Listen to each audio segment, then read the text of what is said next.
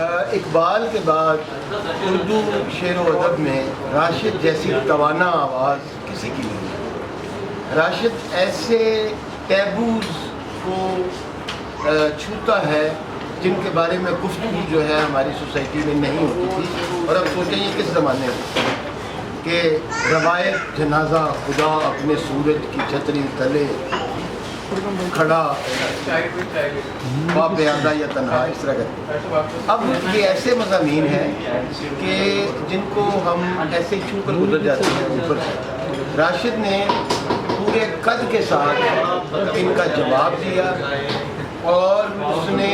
ایک نئی زندگی کے، ایک نئی دنیا کے، ایک نئے انسان کے جو خواب دیکھے،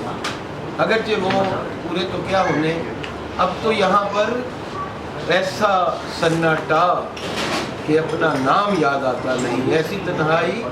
کہ حسن تام یاد آتا ہے، ایسا سناٹا کہ اپنا نام یاد آتا ہے۔